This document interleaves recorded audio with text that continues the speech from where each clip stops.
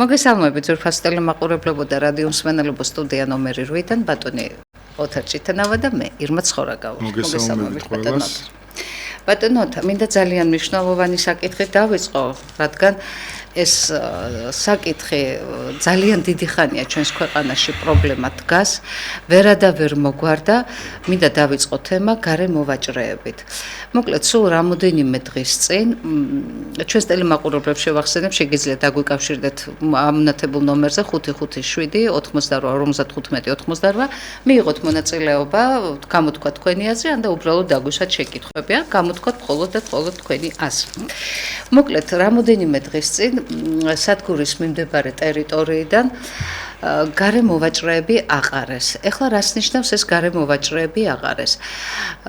იყო გაფრთხილება, უთხრეს რომ უნდა აიკრძალებით, არ შეიძლება აქ, იმიტომ რომ ანტისანიტარია, რაღაც ქალაქის იერსახეში ვერ ჯდებით ვერანაირად და ამიტომ არ გვაინტერესებს რომ ეს თქვენი ლუკმაპურია, შემოსავალია, თქვენს უკან უმუშევარი ოჯახის წევრებია, არ გვაინტერესებს რომ თქვენ ბანკის ვალები გაქვთ, არ გვაინტერესებს რომ ქირით ცხოვრობთ, ან სოციალურად დაუცველები ხარ და ასე და ასე შემდეგ, უბრალოდ იერსახეში ვერ ჯდებით ქალაქის და ამიტომ უნდა ალაგდეთ აქედან. ნუ რა თქმა უნდა ამ ხალხს წასასვლელი არსად არ ქონდა და ღამით მივიდა სპეციალური სამსახური და როგორ იყო იცით ეს ხალხი ღამით ტოვებდა ამ თავის პროდუქტს ვალებით შესყიდულ პროდუქტს, ერთი ქალბატონი საუბრობდა კიდევაც 3000 ლარამდე პროდუქტი მქონდაო, მიაყენეს მანქანა და ერთიანად ეს ხილი იყო თუ ბოსტნეული იყო თუ რაც იყო, ერთიანად შეაყარეს მანქანებს და გაიტანეს. დილით რომ მოვიდა ხალხი სამუშაოდ, ნახეს რომ დაცარილებული ადგილი დარჩა. მესმის, ძალიან კარგად მესმის, თუ კი ვინმეს კომფორტი უყვარს და თუ კი ვინმეს ესთეტიკა და სილამაზე უყვარს, მე ვერ ვიტყვი რომ პირველი, მაგრამ ერთ-ერთი მეც ვარ იმ ადამიანებში. მეც მინდა სისუფთავე, მეც მინდა გაპრიალებული ქალაქი, მეც მინდა გაპრიალებული ეზო, მაგრამ მაშინ, როდესაც ჩვენ გაპრიალებამდე და დავარცხნამდე ბევრი გვიკლია, როდესაც ხალხი აი ამ გარე ვაჭრობით თავის თავს თვითონ იკვებავს, ხელისუფლებამ ვერადავერ გამონახა ის გზები, რომ ამ ხალხისთვის რაღაცა სამსახური გამოეძებნათ, ხო? ამათ თვითონ იპოვეს გამოსავალი იმისა, რომ პირდაპირი გაგებით შიმშილით არ დაიხოცნენ, პირდაპირი გაგებით რომ ბანკებმა სახლები არ წაართვას, იმიტომ რომ ეს ბანკებში ჩადებული აქვთ ან ჯანმრთელობის მდგომარეობის გამო, ან იმის გამო რომ ოჯახის წევრი იძულებულიყო და საზღვარგარეთ გაიქცა, რომ იქედან ოჯახს მიეხმაროს, უბრალოდ შვილისთვის რომ განათლება მიეცა, თუმცა რისთვის ვაძლევთ ამ შვილებს ამ განათლებას, მაინც არ ვიცით, აქ არც სამსახურებია, არ ვერც მათი ნიჭი ფასდება, მაინც საზღვარგარეთ გარბიან და იმ უცხო ქვეყანაში ვის რა შეჭirdები, ვინ გაფასებს, შენ ქვეყანაში არავინ გაფასებს, ხო? და ესე ვკარგავთ ამ ჩვენ ახალგაზრდობას, ამ ჩვენ ნიჭიერ თაობას, ხო? ჩვენს მომავალს, რომელიც გადახვეწილია საზღვარგარეთ. აი ამ პრობლემების გამო ბანკებში ჩადებულ ბინებს დაკარგავენ, ეს არ აინტერესებს ხელისუფლებას, მაგრამ ეხლა შეიძლება იცით ვიღაც მსმენელი გვისმენს და ფიქრობს და თავისთვის ამბობს, რომ კი, მაგრამ ხომ არის სავაჭრო ობიექტები და შევიდნენ და შიგნით ივაჭრონ და რაღაცა ფართი. ჯერ ეგერთი ამ ხალხისთვის არანაირი ფართი არ შეუთავაზებიათ. თუმცა ეს არ არის პირველი შემთხვევა, როდესაც გარე მოვაჭრეებს ასე ულმობლად ცდევნიან და არის ხოლმე შემთხვევები, როდესაც თავაზობენ და ეუბნებიან, რომ აი იმ ფართში შებძანდით და იქ ივაჭრეთ. იცით რა შეასაქმე ბატონო ოთარ, იმ ფართში რომ შებძანდეთ და იქ ივაჭრეთ, მათაც ატყობთ ფართში ყოფნა, იმიტომ რომ ქუჩაში როსხედან ათოს, აწვიმს, ქარში არიან, სიცხეში არიან, ხო? თან სულ ძირითადად ასაკოვანი ხალხია, ისედაც ჯანმრთელობის პრობლემები აქვს. ანუ თავისი თავი აქვთ გადადებული და ქუჩაში სხედან პირდაპირი მნიშვნელობი და პირდაპირი გაგებით ამ სიტყვისა, ხო? მათაც აწყობთ რომ თავზე სახურავი ქონდეთ, მაგრამ იქ არის ძალიან დიდი გადასახადები. მიდიან კვლავ და კვლავ იქამდე რომ კაბალური გადასახადებია და აღარ უღირს ამ ხალხს იქ შესვლა, თორე ვის აქვს ორი თავი, ხო? არავის ყველა სიცოცხლე უნდა და არავის თავს არ გაწირავს, მაგრამ იძულებულები არიან ამ პირობებში იყვნენ. აი როგორ ფიქრობთ ბატონო ოთარ, რა უნდა გააკეთოს ხელისუფლებამ საიმისოთ, რომ აღარც გარემოვაჭრე დაზარალდეს, აღარც გარემოვაჭრე აღარ ყვავდეს, იმიტომ რომ ეს ხალხია ცოდვა თუ არა, მე პირადად ნამდვილად არავინ ხელს არ მიშლის, მე მინდა რომ რაც შეიძლება მეტმა ადამიანმა იხეიროს და თუ კი თავის ხეირს ამ გზაში ამ გზით ნახავენ, დაენახონ, მაგრამ რა უნდა გააკეთოს ხელისუფლებამ იმისათვის, რომ აი ეს პრობლემა და ამ ხალხის დაწიოკება ერთხელ და სამუდამოდ დასრულდეს. ზარია პირდაპირ ეთერში, მოდი ჯერ ზარი შემოვიყვანოთ, ნუ დავალოდინებ და მე გთხოვთ პასუხს. მოგესალმებით, პირდაპირ ეთერში ბრძანდებით ისაუბრეთ. მოგესალმებით, ქალბატონო. მოგესალმებით. ქალბატონო, ვიბრძანდებით, ხო? დიახ, მე გახლავართ. მოდი შეიძლება, თქვენ დიდი ხანია ტელევიზია არ უწევდა რა ხდება. გამარჯვებული ხო არის, და არ ჩანდა. აი, დასავლეთი ბანკში ტელევიზია არ უწევდა. არ უჩვენებს ახლა იქ ობიექტივი? ტექნიკური მიზეზების. ხოროთში ტანილი ხალხი არ უწევდა რა ხდება. ვერაფერი ვერ დავიდე, რამდენი ხანია. უი, მე არ ვიცი. ეს ტექნიკური მიზეზია და ამბობენ რომ მალე გამოსწორდებაო. ხო, თქვენ ბრძანდებით. აი, ისე ძალიან შეგვეცინდა. ისეთი ამბავი მიდის, ხო არ დაიჭირეს ეს კეთილი ხალხი მეტდა. რო გამიგონეს, გამიხარდა. დაიჭირეს ესენიც. არა ბატონო ჯერჯერობით არ დაუჭერებათ, ჯერჯერობით გარეთ ვართ, მაგრამ ნახოთ რა იქნება მომავალში.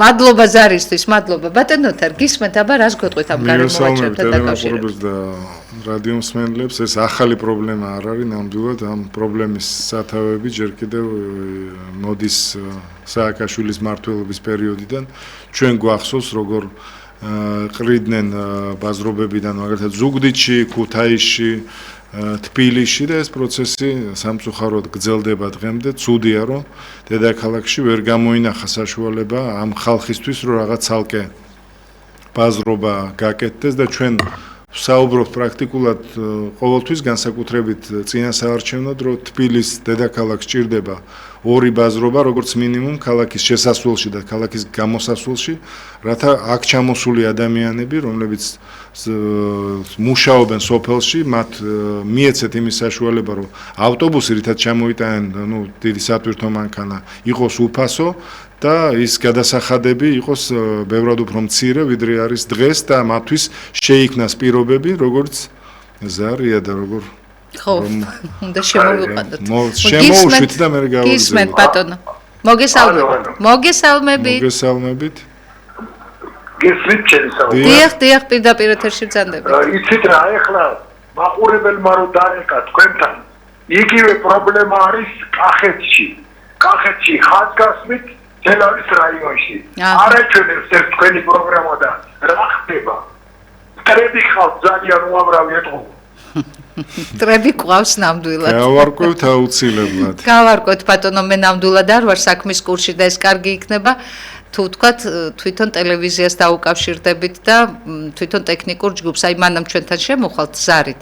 მანამდე ტექნიკური ჯგუფი პასუხობთ ტელეფონზე და იქნებ მათ უთხრათ თქვენ ამ პრობლემის შესახებ და ისინი გაგცემენ უფრო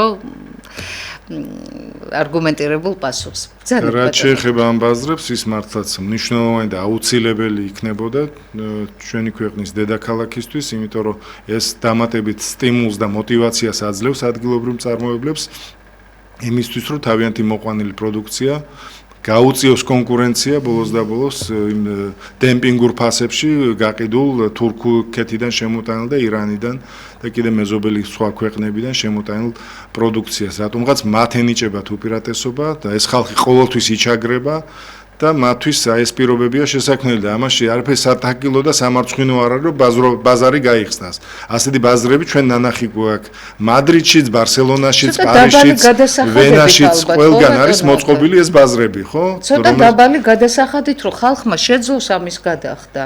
და სხვანაირად, არ ვიცი ხა, ის პროდუქცია ჩვენი ის მიდის მე გადამყიდველთან ისეთი ყიდიან მე 5 მაგ ფასში და შემდეგ ჩვენ იცით რა არის ბატონო? ჩვენი ეს რეალურად ის ჩვენი გლეხობა რომელიც დღეს იქ ასეთ ცუდ დღეშია და პრაქტიკულად იმ ბაზრობების კართან იქ სადგურთან მართალია ძალიან ცუდი სანახავია ეს ესთეტიკური თვალსაზრისით კი, მართლა, მაგრამ თვითონ სახელმწიფო არის პასუხისგებელი, რომ მან სახელმწიფომ არ შეუქმნა შესაბამისი პირობები, რა ქნას ხო იმ ხალხმაც. პირობები არა მხოლოდ ვაჭრობის პირობები, არამედ ცხოვრების პირობები არ შეუქმნა, ხო? აი თქვენ ხომ გჯერათ და თქვენ ხომ მიცით ახლა ამ ქვეყნის მოქალაქე ბრძანდებით ახლა ბევრი რამეც გიყიდიათ, გინახიათ, ხო? ძალიან ბევრი ადამიანი იძულებით წავიდა ვაჭრობაში, მათ შორის უმაღლესი განათლება ვისაც აქვს, ხო? ანუ ის ადამიანები, ვინც მიიღო უმაღლესი, გნებავთ იგივე ის ტექნიკური განათლება, რაღაცის სპეციალისტია, სამუშაო ადგილები არ არსებობს. ხელისუფლება არ ქმნის ამ სამუშაო ადგილებს და აი ასე ჯარიმებით, აი ასე იძულებით ფულების წართმევით აჯარიმებენ ამ ხალხს, არსებენ ამ ბიუჯეტს, იმის მაგივრად რომ რაღაცა ფაბრიკები, რაღაცა ქარხნები შექმნა როგორც გვპირდებოდა, გახსოვთ ბატონი ივანიშვილი გვპირდებოდა პირადად. მერე მისი გაშვებული ეს ხალხი 2012 წლის წინა საარჩევნოდ რამხელა დაპირებები იყო გაცემული, რომ აი ყველა დასაქმდებით, ყველასთვის სამსახური იქნება, 3 წელიწადში უკვე ყველა ფეხზე დადგები და ხალხი გახარებული, აღტკინებული იმით, რომ სააკაშვილის დროს, ნუ დაგვავიწყება, იგივე იყო, იგივე უმუშევრობა და თქვენ ახსენეთ, იგივე ასე ხალხის აყრა. ანუ აი ამ სეგმენტშიც, აი ამ მიმართულებითაც რითი განსხვავდება სააკაშვილის პერიოდი და ქართული ოცნების პერიოდი? არაფრით. ეს ხალხი როგორც ისხდა ქუჩაში და როგორც დევნიდნენ, ისე სხედან დღესაც ქუჩაში და ისევ დევნიან, ხო? არაფერი არ შეცვლილა. ამიტომ კიდევ ერთხელ ვამბობ, პირობებს ვერ უქმნი, არაფერს არ სთავაზობ, სამსახურს არ აძლევ. აბა რა ქნას იმ ადამიანმა რითი იარსებოს? კარგი ის ყვება მაინც, საკვები მაინც ხომ ჭირდება? მე აღარ საუბრობ, ისინი არც დასვენებაზე ფიქრობენ, არც ფუფუნებაზე, არც რაღაცა გართობაზე ფიქრობენ იმაზე, რომ რამენაირად ლუკმა პური მიიტანონ სახლში. ახლა იქ ქალბატონები გამოდიოდნენ ეთერში, ინტერვიუ იყო რამოდენიმესგან აღებული. 3 ინტერვიუ იყო, 3-ვე ქალბატონი საკმაოდ მძიმე დაავადებულები იყვნენ. იმათ ხო ის წამლებისთვის ჭირდებათ, ან ხშირ შემთხვევაში წამლისთვისაც ვერ იმეტებენ. პენსიონერი თუა, იმ პენსიიდან იმ ადამიანს უდიდესი წილი დაახლოებით 70% თავისი პენსიის მისდის ექიმებში და წამლებში. რჩება რაღაცა 30% იმ მიზერული ხელფასიდან, ხო? ისა პენსიიდან უკაცრავად და იძულებულია დაჯდეს გარეთ და ივაჭროს და იმის საშუალებასაც არ აძლევენ და აბსოლუტურად გეთანხმებით რაღაცა ბაზრები უნდა შეიქმნას, სადაც ნამდვილად იქნება ისეთი გადასახადები, რომ შეძლოს ადამიანმა იმის გადახდაც და სახში 2 ლუკმა პურის წაღებაც. ზარია პირდაპირ ნორმალურ პირობებში ივაჭროს ამ ხალხმა. ჩვენ გვახსოვს ხო წინასაარჩევნოდ გარეუბნებში მეტროებთან რო ხვდებოდით ხალხს, იქვე ვაჭრობდა მეტროების წინ ხალხი ამ სოფსონოვის პროდუქციიდან და იქვე ჯდებოდა, კი. ეს არის, თან როგორი ამინდები იყო ცუდი, ყველაფერი მოქმედებს არა ადამიანს. ზარია კვლავ პირდაპირ ეთერში მოგესალმებით, პირდაპირ ეთერში ბრძანდებით ისაუბრეთ. მშვიდობა მოგცეთ ღმერთმა.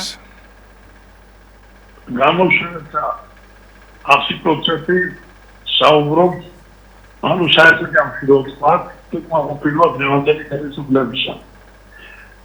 მე ჩემად მეთულს მენესა და მაყურებელს. არის თუ არა სანაცვლოდ აუცილებელი მოვითხოვ ვადამდელი არჩევნები და მთელი სულითა და გულით მივიღოთ მასში მონაწილეობა. ეს ნიშნავს მართალია საარჩევნო კოდექსი დასახვეცი კი არა, დასახელვია, მაგრამ რაც არის ჯანდაბას თუ მოვინდომეთ მივედით არჩევნებზე, მივეცით ხმა, ვისაც ღირსეულად ჩავდეთ ამ ეროვნულებს, მე უფრო რაღაცაერად მგონია, რომ ნომერ 8 იქნება ეს და მასში გაერთიანებული უამრავი პარტია და თითოეულმა ჩვენთაგანმა უნდა დავიცვათ ჩვენი ხმა. მე მაგალითად სადაც ვიქნები საარჩევნო უბანზე და შევატყობთ გაყალბებისკენ ბიბის რომელიმე კომისიის წევრი ან სხვა თუ იქნება მაგალითად ეს ვიღაცა შემოსული ზემდგომი და ოლქი იქნება თუ ცენტრალურ საარჩევნო კომისიაზე არავინ არ იქნება ჩამოსულას. არ იქნება სხვა წევრის ხალხი. ერთი წამით, ერთი წუთით, იმ წუთში მივიღებ მე გადაწყვეტილებას. ჯერ სიტყვა დაუპირისპირდა სიმართლეს ვერტყი რომ ეს ასე კი არა, ასეა.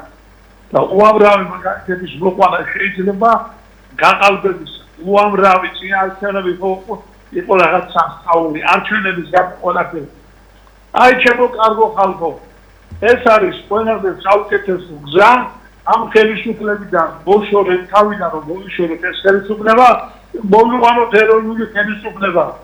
ქვეყანა ხელიდან გვეცლება. ერთი გავითვალისწინოთ ის რომ როგორც მოხდი ამ ზუპარაზის უნდა წახვიდე ამ ქვეყნიდან. როგორც ამბობენ წინასწარმეტყველები და დიდი მამები, წმინდანები, იქ სვაცხოვრება არის. იქ დაიგები სამჯავროზე არ დაგიკარგება არაფერი. რასაც შენ კანონიერად აკეთებ, ანუ დაუწერელი კანონია. ხისნიერ უნდა იყოს შენი საქციელი. გაიხარეთ. ესენი მოშორდებიან. ერთობა ანაკა. რამდენჯერ უნდა ვქოთ და იგივე. გავითავისოთ.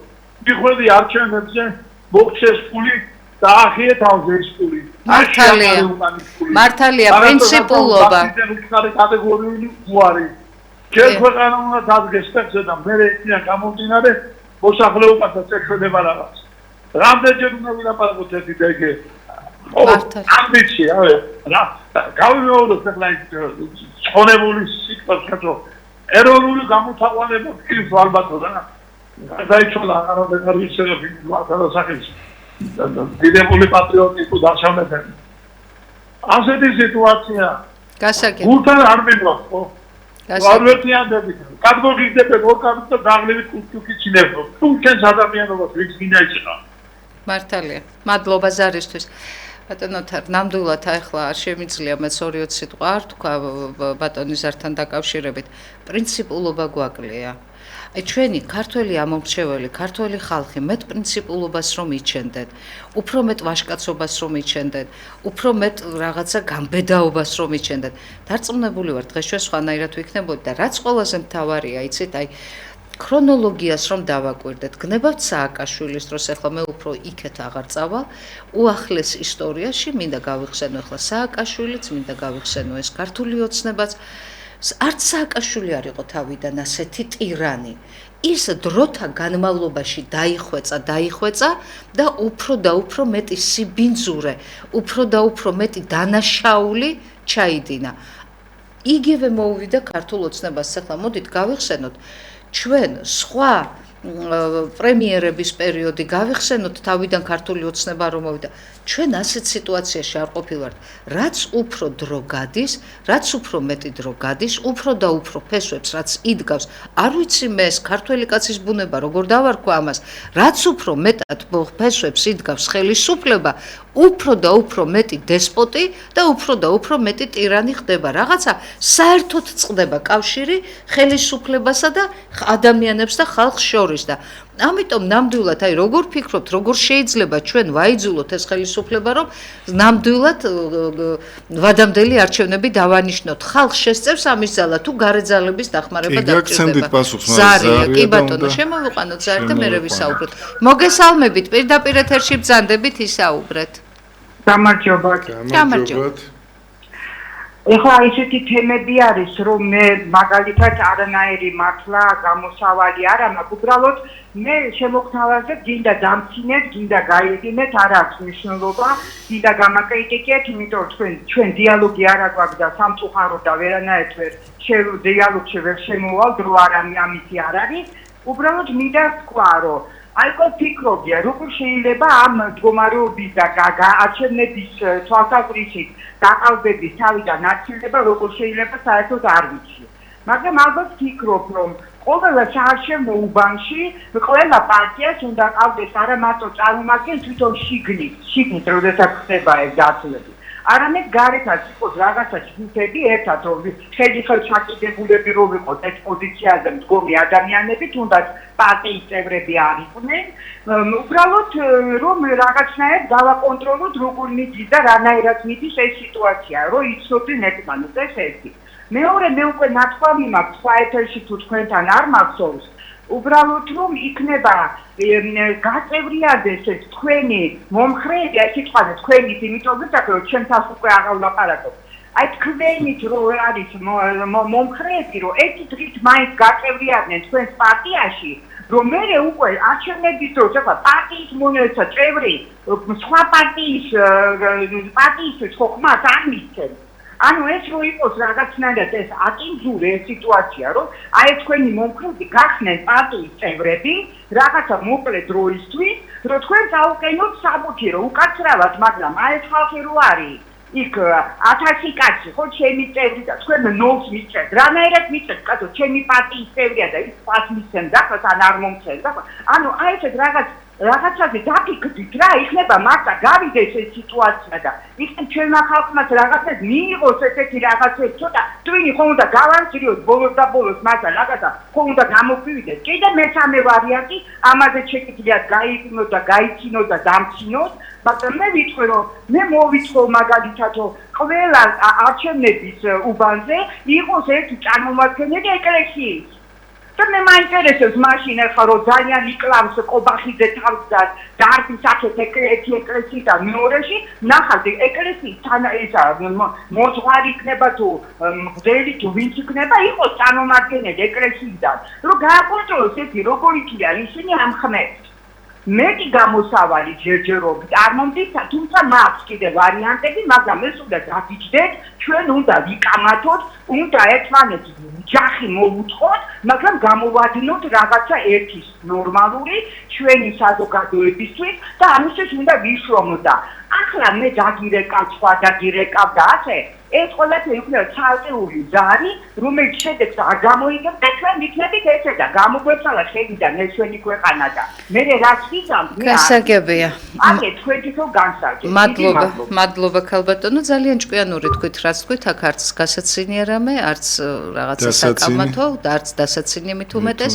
მაგრამ ერთ რამეში ვერ დაგეთანხმებით არა უბრალოდ ჩვენ გქონდა უკვე ეს პრაქტიკა ჩვენ ახლა პარტია რისი პარტია ხო ჯერ კიდევ მოძრაობიდან 2013 წლის შემოდგომით სექტემბერში თუ ოქტომბერში უკვე პარტიად გარდავიქმნით აი იმ დღიდან ჩვენი ბაზები გვაქვს რა თქმა უნდა ჩვენ გვყავს 10,000-ობით მომხრე და მხარდამჭერი, მაგრამ გარდა ამისა პარტიის წევრობის გარდა და მიუხედავად ამისა ჩვენ მაინც გვიყალბებდნენ არჩევნებს, როდესაც ჩვენ ეს ბაზები და ეს სიები ჰქონდა ჩვენი პარტიის წევრების, ხო, რომლებთანაც მუდმივად კომუნიკაცია ჰქონდა, რაიონებში ჰქონდა ჩვენი წარმომადგენლობა გახსნილი, ძალიან აქტიურად მუშაობდით იქ, ვიცოდით ზუსტად დაახლოებით რომელ უბანზე რამდენი კარდაკარ დავდიოდით, რამდენი ამომრჩეველი ყავდა.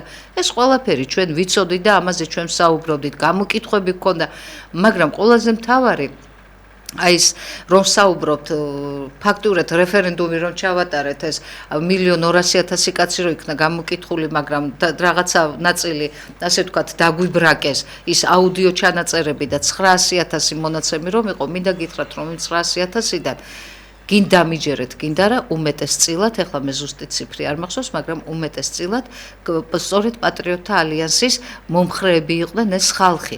ამიტომ იცით რა შეა საქმე?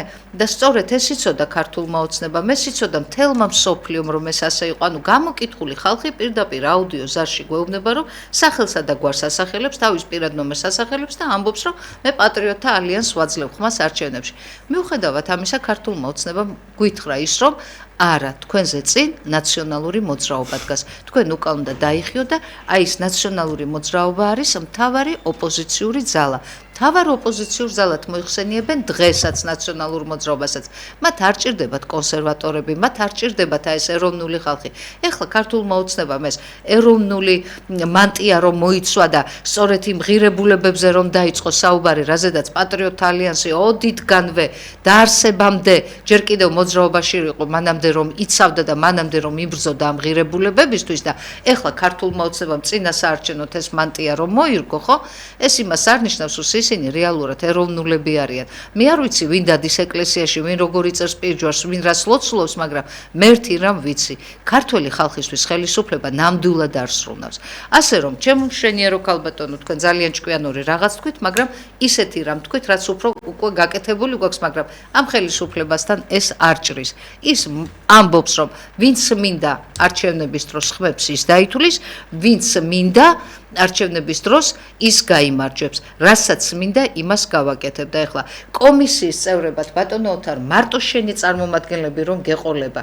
იქ თითოეულა დამკვირვებელს რო შეუშვებ დამკვირვებელს რომელსაც ფაქტიურად არაფრის უფლება არ აქვს და შორიდან უნდა უყუროს ამას ყველაფერს იცით რაღა თქმა უნდა ეხლა ნათქვამია ვინც ხმებს სითვლისო ისიც იგებსო და ქართულ მოცნებამ თქვა რომ სულ მე უნდა დავითვალო და სულ მე უნდა ვიყოვო აქამდე გვეუბნებოდნენ 2028 წლამდე უნდა ვიყოვო მაგრამ ეხლა გვამცნო ქართულ მოცნებამ რომ 2032 წელს როგორ პროექტებს იწყებს ანუ 2032 წელსაც მე უნდა ვიყოვო და მე შემდგომ კიდევ პროექტებიც უნდა გავაგრძელო და ესე არ შეიძლება იცით აი სწორედ სანამ ქალბატონი შემოვიდა და ბატონოთა აი თქვენ როგორ ფიქრობთ ხელისუფლებაში ამდენხანს ერთი და იგივე ძალა არ უნდა რჩებოდეს აი როგორია თქვენი მოსაზრება ქალბატონი ძალიან საინტერესო ქალბატონია ძალიან საინტერესო აზრებს გვაწვდის ძალიან ხშირად შემოდის ხმაზე ვცნობ მნიშვნელოვანია მისი აზრი რომელიც მართლაც ძალიან საინტერესოა და გასათვალისწინებელია ჩვენთვის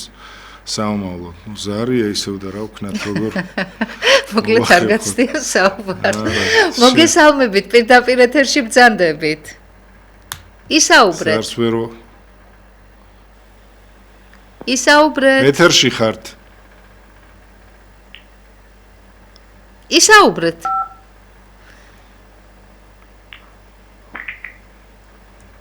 მოგესალმებით ისაუბრეთ დროს ნუ კარგავთ.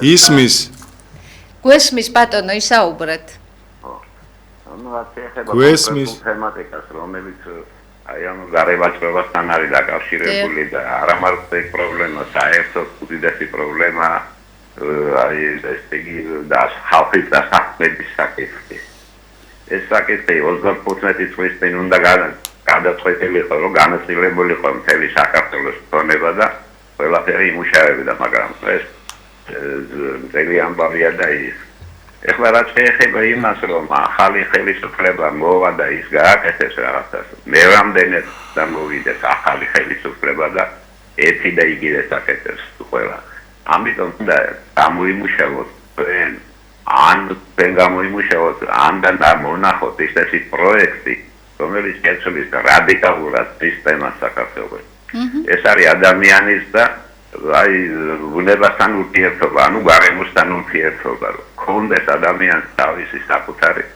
სამსახურის მიწა კონდეს რაღაც წარმოების საშუალებები. ხო და აი ასე შეიძლება გადაწყვეტეს ისე. გადაშორისო ასეთი პროექტი დეცენ გამოგიგზავნეთ და არის რეალებს თან თუ დაინტერესდებით, შეიძლება მოიგზიოთ და ყველა პრობლემას წვეცის, მაგრამ დავიღალეთ ესთან საუბრით, იმიტომ რომ არ აქცევს ყურადღებას ამას და საკუთარი პროექტი არ აქვს, სხვისი არ გინდა რომ მიიღო. გაგცემთ პასუხს.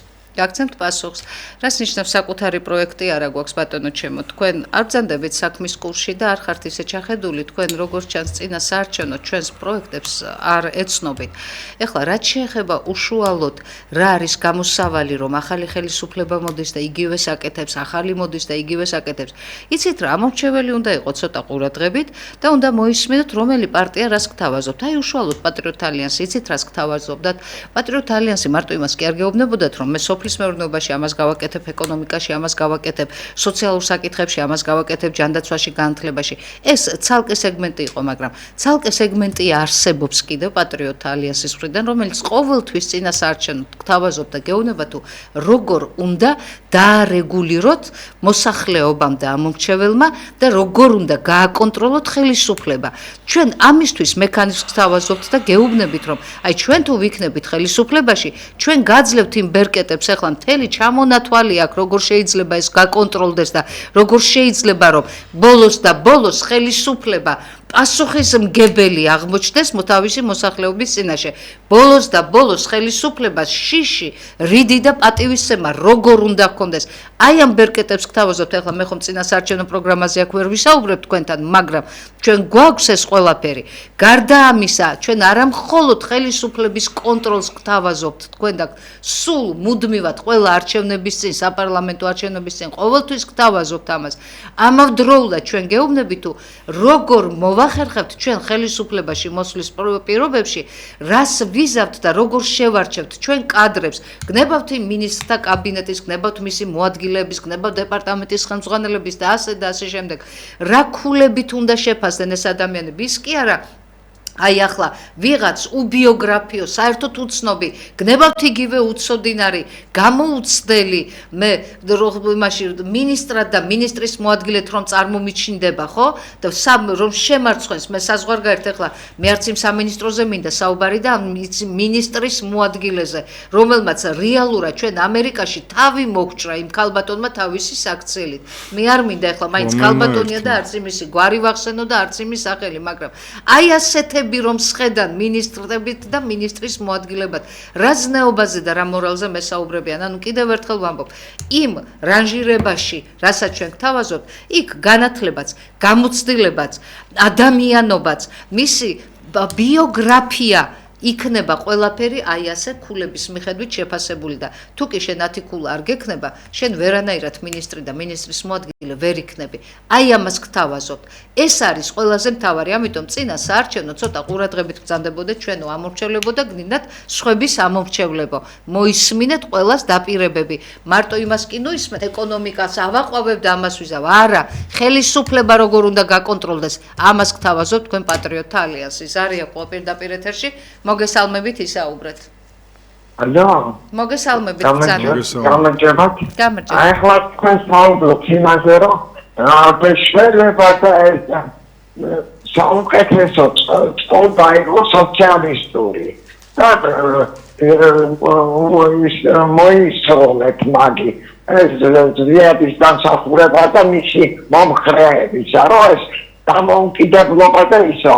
იმის შემდეგ მეტი არაფერი არ მესმის, ეს არჩევნები არამე ამერჩია არამე, ესეთი ამ დავრიხალეთ, აი ამ ხეთნა მუდარით ამ ხალხის არა ყველა პოლიტიკაშია ჩართული. ამ დროს პოლიტიკოსი არავინ არც ერთი არა. გასაგებია ბატონის მოსაზრება, ნუ არ ვიცი ხან. შეიძლება ზვიადიმ და მერაბიმ დააჩქარეს პროცესი ჩვენი ქვეყნის დამოუკიდებლობის, მაგრამ მანამდე რა დღეში იყო საბჭოთა კავშირი 70 წლის თავზე, რომ სულ ზღაფავდა, იმიტომ რომ შეუძლებელი იყო, რომ წარმოების საშუალებები და მიწა ყოფილიყო სახელმწიფო საკუთრებაში, რამაც მიიყვანა იმ კატასტროფულ შედეგებამდე საბჭოთა კავშირი, რომელსაც მოუწია მე ამ ნაბიჯზე წასვლა და მთელი დიდი ისტორია აქვს ამას, ჩვენ ახლა ვსაუბრობთ, როგორ ჩავატაროთ საომავლოდ ნორმალური არჩევნები, ისეთი რომელზეც ეჭვი არ შეეპარება არც ქვეყნის შიგნით ჩვენ ხალხს და არც ერთ საერთაშორისო ორგანიზაციას და არც ერთ ქვეყანას, რომელმაც უნდა აღიაროს, ხო, ეს არჩევნები. ძალიან რთულია ამ საარჩევნო კანონმდებლობის პირობებში ამის გაკეთება, თქვით ვისაუბრეთ უკვე კომისიაზე, სადაც 17 წევრიდან 15 სახელმწიფო პარტიის წარმომადგენელია და 2 კიდე მათი სატელიტია ეს ნაციონალები თუ რა არიან 2-3 წევრი ყავთ იქ მათ და ჩვენ როგორც მოგვექცნენ ეს არის ის რეალური მაგალითი როგორ არ უნდა მოექცე პარტიებს თუ გინდა რომ პარტიები იყოს განვითარებული ჩვენ ქვეყანაში, იმიტომ რომ ჩვენ წაგვართვეს საარჩევნო კომისიის წევრები და სრულიად უსაფუძვლოდ, რადგან ჩვენ გამოვაცხადეთ ბოიკოტი და სადაც 4 მანდატის მაგივრად გვეკუთვნოდა 24 და ამიტომ არ ვაღიარეთ ის არჩევნები ამის წინა არჩევნებზე არის საუბარი, ესე იგი შეცვალეს კანონმდებლობა და წაგვართვეს კომისიის წევრები. ასევე წაგვართვეს დაფინანსება, წაგვართვეს რეკლამის განთავსების უფლება, ვისაც 3%-ზე მეტი არ აუღიავდა, ჩვენ 3%-ზე ძალიან დიდი კარგი შედეგები ვაჩვენეთ ჩვენი დათვლებით და 3-ჯერ თუ 4-ჯერ გვაქვს გადავსებული თავისუფლების მოედანი და ეს 3-4%-ზე მეტია. მე მინდა იცოდეს ვინც ეს არ იცის. და ამ პირობებში, როცა ხელფეხი გვაქვს შეკრული და ასე გავდივართ არჩევნებზე, რა თქმა უნდა, შედეგები არ გვექნება შედეგები მაშინ, როცა ჩვენ ხელისუფლება ჩვენ პროცენტებს არიგებს იქ 2-3 კაციან პარტიებზე, usახელო პარტიებზე, რათა საერთაშორისო ორგანიზაციებმა თქვან, რომ აი როგორ დემოკრატიულად ჩატარდა არჩევნები, 2-3 კაცი გავიდა სხვა პარტიიდან. ესე არ გამოვა ნამდვილად, ჩვენ ვიბძვით ამისთვის წლებია, უკვე შეტანილი გვაქვს არჩევანი საკონსტიტუციო სასამართლოში, მე-5 წელია პასუხი არ აგვაქვს თუ რატომ ვართ დარჩენილი კომისიის წევრების გარეშე. ზარია შემოუშვათ და მე კარგით, აი საკონსტიტუციო სასამართლოზე მინდა 2 სიტყვა თქვა, მოდით შემოვიყვანოთ. მობრძანდით ვისაუბრეთ. საღამო მშვიდობისა.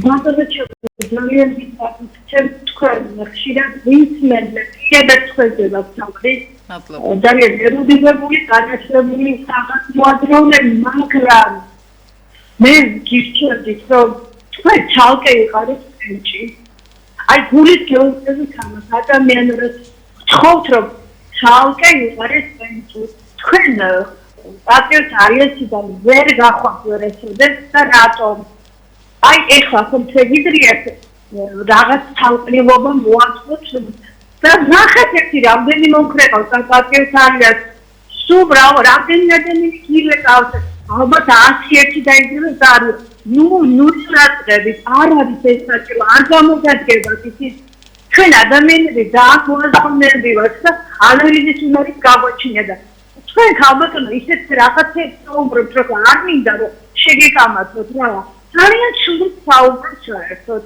და ითუდეს ერთი რამ ალბათონი ირმა ინდაშვილი რუსთავის ძეგლთან რომ ატარებდა აქციებს კანცელერასთან რომ აი თეთრზე წარდა რომ ფილმს და კადრებს უშვებდა იქ იმ 20 ადამიანში მეც ვიდექი და მაქვს უფლება რომ აკანიცი გავაკეთო შეიკავეთ თავი რაღაც სხვა ფორმით ისაუბრეთ არ გამოვა რაზე შევიყავთ თავი ქალბატონო ბოდიშ გიხდით დამიკონკრეტეთ მომისმინეთ რა მეც მომისმინეთ ერთი წუთით მეც მომისმინეთ ქალბატონო ერთი წუთი მეც გათიშეთ არ მისმენს გათიშეთ არ მისმენს ახლა მინდა დაუსვა კითხვა თავი შევიყავეთ რაზე შევიყავთ თავი კონკრეტულად გითხარით კონკრეტულად გვიპასუხეთ რაზე შევიკავოთ ცოტა თავი შეიკავეთო და რაზე შევიკავოთ თავი სადავარ თავშეუკავებლები რაში ხედავთ რა არის პოლიტიკოსები რომ ბრდანდები ანალიზის უნდა ჩემზე მეტი თქვენ უნდა გქონდეთ ხო სუფლიო ესე იგი წკიფწერა და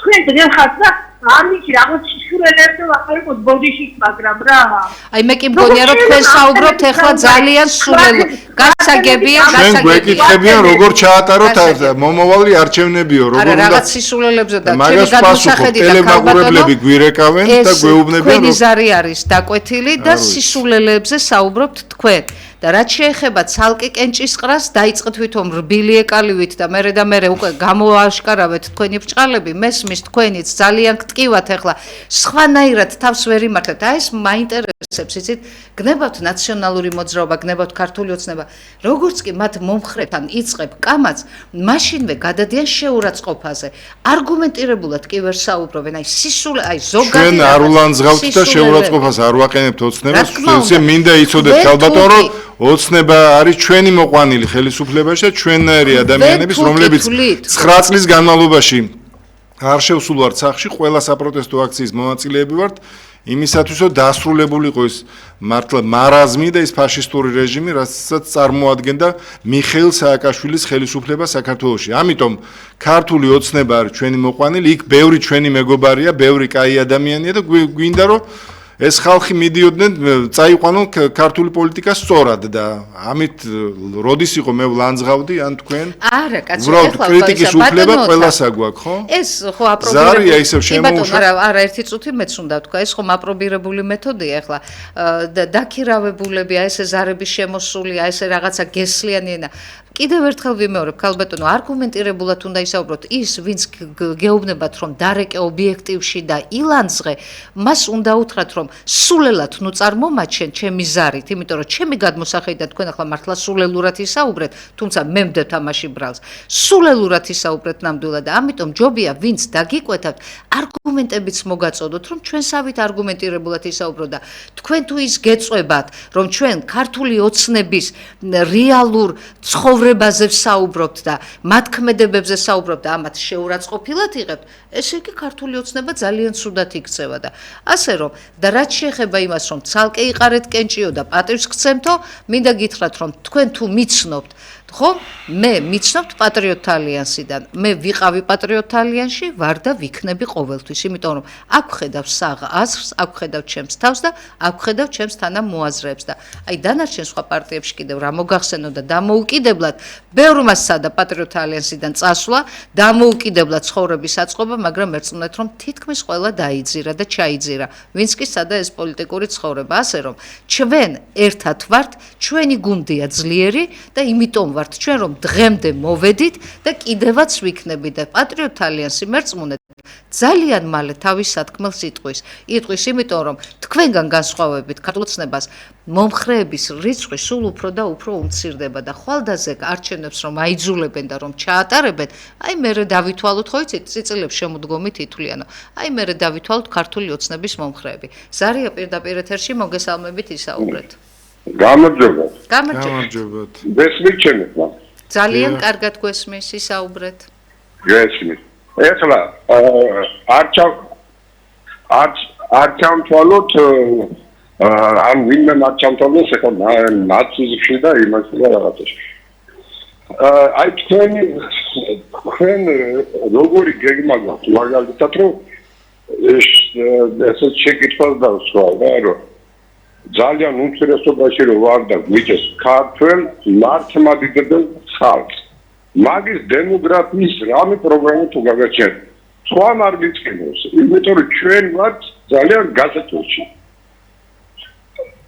ყველას გავუმართლებს ღმერთმა, მაგრამ ჩვენ თითქმის გადაშენების პირას ვართ. აი თქვენ რა პროგრამა გვაქვთ, რომ აი ქართველი მხოლოდ მართლმადიდებლებმა რაღაცა, არ ვიცი, ეკლესია ნუ არ ვიცი, აი თქვენ რა პროგრამა გვაქვთ. დაასრულეთ ბატონო. კი ბატონო, დაასრულა. ეხლა ბატონოთან მე მგონი ბატონი შეწუხებულია იმით, რომ მართლმადიდებლებიო, ქართველებიო, სავარაუდოდ ქართველები ეხლა მართლმადიდებლები რა შეშე, ქართველებიო საქართველოში უფრო და უფრო აჭარაში ქართველები. ხო, ანუ აი მართლმადიდებლებზე ქონდა საუბარი, ახლა მე აჭარელ მუსულმანებზე ვერ ვისაუბრებ ვერანაირად, ისინი ჩვენი ძმები ოდითგანვე იყვნენ, არიან და ჩვენი ნაწილია და ჩვენი ერია, ხო? მაგრამ უშუალოდ მართლმადიდებლობაზე სავარაუდოდ ბატონი ფიქრობდა, ახლა მან არ დაგვიკონკრეტა იმას, რომ ხალხის გადინება რაც და მეტი უცხო ტომელების შემოსვლა აწუხებს ალბათ ადამიანს და ამას რა თუნდა პროგრამა და ამას რა თუნდა პროექტი ახლა ჩემი გადმოსახედიდან უცებ გეტყვით ბატონ ჩემო ამაზე ჩვენ ძალიან ბევრჯერ გვისაუბრია ჩვენ ჩავატარეთ მიტინგი ამასთან დაკავშირებით. კი ბატონო, აქცია ჩავატარეთ ძალიან დიდი. ჩამოსახლებულ ხალხზე უკონტროლოდ ქალაქები სწორედ იმას იწვევს, რომ ემიგრაცია აქ იზრდება, ანუ ეს უცხოელები ეს უკონტროლო შემოდინება და სრულად გეთანხმებით. ჩვენი ეთერიდან არის საუბარი რა დღეშია თბილისის შემოგარენი როგორ აქვთ დაკავებული ინდოელებს, არაბებს, ჩინელებს და ეხა არაბული ქალაქი შენდება და ამაზე რა ვიცი ჩვენ თუ ამბობთ ალბათ ერთ-ერთი პირველები ვართ, ვინც ამაზე საუბრობთ, აქციაც ჩავატარეთ. მოუწოდეთ ხელისუფლებას, რომ ასეთ განზრახვაზე, არაბული ქალაქის მშენებლობაზე აიღოს ხელი და ამისთვის, რა ვიცი, ძალას და ღონეს არ ჩვენს მეტი აქცია ამ თემასთან დაკავშირებით, იქხილსთან დაკავშირებით არავის არ ჩაუტარებს სხვათა შორის, ხმა არავის არ მოუწევს. ჩვენ ვითხოვთ, რომ გაუქმდეს ბინადრობის უფლება, ჩვენ ვითხოვთ, რომ შემოღებული იქნა სავიზო რეჟიმი აფრიკიდან და აზიიდან შემოსული ხალხის, რომლის სადაც შეიმჩნევა ტენდენცია, ვინ შემოდის ყველაზე მეტი საქართველოში ამ ქვეყნებიდან, მათ წინააღმდეგ რომ დაწესდეს სავიზო რეჟიმი, მეტი რა ვქნა ჩვენ ერთი პარტიის წყალობაზე, რისი გაკეთება შეგვიძლია, ყოველთვის მაქსიმუმს ვაკეთებთ და ხა ამ ხრივ ჩვენ შენიშვნა მოგცენ, რა ვიცი. არა, შენიშვნას კი არ გვაძლევს, აი რა ხედვა გაქვთ თქვათ, აი ხელისუფლებაში რომ მოხვიდეთო, მე მივხვდი ახლა ბატონი რაზეც გვეუბნებოდა, აი თქვათ ხელისუფლებაში რომ მოხვიდეთ, რას გააკეთებთ? აი ზუსტად იმას, რასაც ბატონი ოთარი საუბრობს. აუცილებლად კონტროლია და სხვათა შორის არ შეიძლება ახლა არ თქვათ, კი ბატონო, ახლა ბრმები ხომ არ ვართ, არა და მარტო ის ხომ არ არის, რაზეც საუბრობთ. ქართულმა ოცნებამ ძალიან კარგი პროგრამა შეიმუშავა და პროექტი შეიმუშავა ახლა ამ უცხოელებთან მიმართებაში ძალიან ამკაცრებს კანონს, იგივე ბინადრობას, თუმცა დაგვიანებულია მე თუ მკითხავთ, იმიტომ რომ ძალიან ბევრმა ბინადრობაც მიიღო, მიწები იყიდა, ის ტბებიც კი იყიდა მიწებთან ერთად, ტბები ის საერთო საკუთრება რაც არის, სახელმწიფო საკუთრება, ერის საკუთრება რაც არის, ისინიც კი შეასყიდა, კორპუსები აქვთ უკვე ნაყიდი და მათი გაშვება ახლა უკვე ცოტად კი არა ძალიან რთული იქნება. სავარაუდოდ უკვე დაგვიანებულია, მაგრამ კიდევ კარგი ჯობს გვიან ვიდრე არასდროს, სანამ მართლა ბოლომდე არ გადაგვაშენებენ ბატონო ჩემო და სანამ მართლა არ დავსრულდებით ბოლომდე, კარგია რომ აი ახლა შეიქმნა ეს ბერკეტი, სწორედ ახლა ვიგებ ამის შესახებ სულ რამოდენიმე დღის წინ შევიტყვე რომ ეს კანონი ამუშავდება, იგივე ის ასე მარტივი არ იქნება რომ ხელი მოაწერა, ქართველი გოგო მოიყვანა და ან ქართველს გაყვაცოლა და ეგრევე მოქალაქეობა მიიღო. ახლა მთელი რიგი მოთხოვნებია იქ ისტორიის სოდნა, ქართული ენის სოდნა, მოკლედ ძალიან გამკაცრდა ეს ყველაფერი და ჩვენ ამას მივესალმებით. მართალია გვიანია, მაგრამ კიდევ ერთხელ ვამბობ, ჯობს გვიან ვიდრე არასდროს. ჩვენი დრო ამოიწურა ბატონოთარ, უნდა დავემშვიდობოთ ტელემაყურებლებს, გემშვიდობებით, კეთილი სურვილებით. ღამენების.